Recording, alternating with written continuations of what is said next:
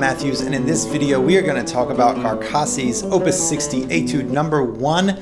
This is a scale etude. It also, in addition to being a scale etude, it's also a changing chord etude and doing an arpeggio etude, all wrapped up into one. What is an etude? An etude is a study, and so that means we're actually going to be focusing in on something. In this case, it's scale technique, and then it's also, in the second half, it's a chord etude. So it's a chord study. So there's two different things we're going to be working on with this. This piece is great. It's at an intermediate level, upper beginner, intermediate. So let's take a look at what we're actually going to do in this course. So to begin with, this is the full score. 2 pages. Tab is available for you as well. You'll see that there's a lot of these just lines of notes going down. Going down. Oh, and there's some up and down and up and down. And so these are scales. So you can, whenever you're looking at music, you can just instantly recognize, oh, there's a scale passage because it moves note by note. It's going up and down or up or down. And so this is one of the things that we'll work on in here, is seeing that and seeing it as a group of notes instead of as an individual note, then another individual note. Instead, as one thing, so that you can take that big old measure, those 8 notes, and see them all as one thing, and it makes it much more easy to memorize and learn more quickly that way. But you can also just notice, and this is a bird's eye view. I know you probably can't even see the individual notes here because it's so small. But what you'll notice if you just kind of start to look through is that once you get to right here, all of a sudden things change, and it's just these. Now we're dealing with arpeggios, and what's an arpeggio? It's a broken chord. And then our issue then is to connect these chords beautifully so that it doesn't sound like chunk, chunk, chunk, chunk, but instead it just sounds like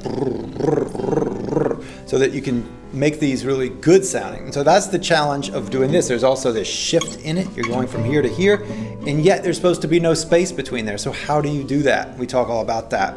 At the end, it then goes back to the scale stuff, big finish. So this is a big piece, 2 pages, but we can't just dive into all of that all at one time. So instead, the way that we do this is that we look at just one section at a time. And so we'll just look at just a bit, and then we'll take these small sections and break them down, right hand, left hand, all the different phrasing issues, the different fingering issues of each hands that we'll deal with, that you'll face within those small sections. And this is how the course is organized. So some of the sections may take 3 or 4 different videos to get through because there's a lot of different little issues in there. Other ones will be just play this just like you did that other section that we've already worked on, and then you'll start to generalize the material that you've already learned moving forward. Well, so that you can decide whether this is up your alley or not, let me just tell you a couple of the challenges involved. First off, I&M alternation. With the right hand, it's chock full of it. There's a lot of I&M alternation, so if you are working on your scale technique and your right hand classical guitar technique, this is great. It also has a PIMA arpeggio pattern. As well. So if you're working on arpeggios, this is a nice mix for the two. So this will be a great piece for you to play in your warm-up each day. So after you learn it, then it'll be a piece that you can play for years as a warm-up piece, as a technique piece, as well an etude, which is something just to use for your study. You'll also find that we're going to do a little bit of shifting, both in the chords and in the scales, shifting to the middle and the higher positions and back and forth sometimes quite quickly. And so if you're needing an etude to work on that, to work on moving up into higher positions, then this one will work for that as well. And as I said before, this is a great etude for working on your phrasing of your scale passages. So ways to work your crescendos, getting louder.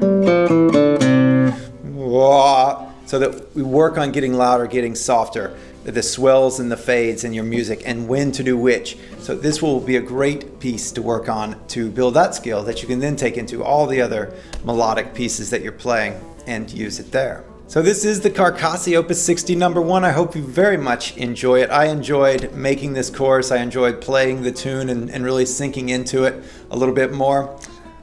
I'll see you soon. Bye.